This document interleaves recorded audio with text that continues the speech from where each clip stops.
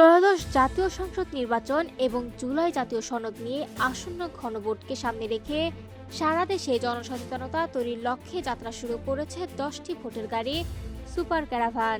সোমবার জাতীয় সংসদ ভবনের দক্ষিণ প্লাজায় এক আনুষ্ঠানিক উদ্বোধনী অনুষ্ঠানের মধ্য দিয়ে এই কর্মসূচির সূচনা হয়।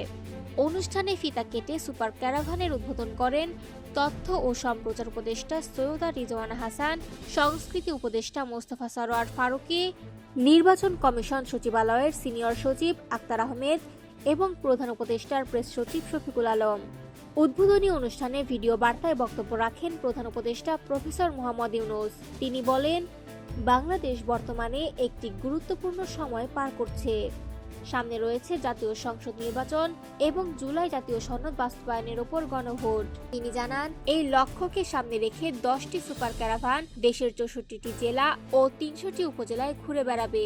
এসব গাড়ি সাধারণ মানুষের দোরগোড়ায় গিয়ে নির্বাচন ও গণভোট সংক্রান্ত তথ্য পৌঁছে দেবে, ভোটাধিকার সম্পর্কে সচেতনতা তৈরি করবে এবং গণতন্ত্রের বার্তা ছড়িয়ে দেবে। প্রধান উপদেষ্টা বলেন, ভোটাধিকার কারো দয়া নয়, এটি প্রতিটি নাগরিকের সাংবিধানিক অধিকার। এই অধিকার প্রয়োগের মাধ্যমেই জাতির ভবিষ্যৎ নির্ধারিত হয়। একটি অবাধ, সুষ্ঠু ও অংশগ্রহণমূলক নির্বাচন নিশ্চিত করা শুধু সরকারের নয়, বরং রাষ্ট্রের প্রতিটি নাগরিকের দায়িত্ব। তিনি আরো বলেন, সুপার ক্যারাভান শুধু একটি গাড়ি নয়, এটি গণতন্ত্রের বার্তাবাহী একটি চলমান প্ল্যাটফর্ম। এটি মানুষকে মনে করিয়ে দেবে, নিষ্ক্রিয়তা নয়, অংশগ্রহণই গণতন্ত্রকে শক্তিশালী করে।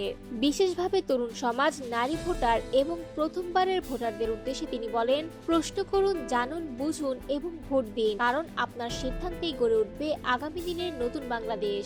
প্রধান উপদেষ্টা বলেন, সরকার এমন একটি নির্বাচনী পরিবেশ নিশ্চিত করতে বদ্ধপরিকর, যেখানে থাকবে না ভয়, থাকবে না বাধা, থাকবে কেবল মানুষের স্বাধীন ও নির্ভীক মতপ্রকাশ। শেষে তিনি বলেন, এবারের নির্বাচনে একটি নয়, 2টি ভোট দেবেন নাগরিকরা, একটি সংসদ নির্বাচনে, আরেকটি জুলাই জাতীয় সনদে। এই সনদ সমর্থন করলে গণভোটে হ্যাঁ ভোট দেওয়ার আহ্বান জানান তিনি।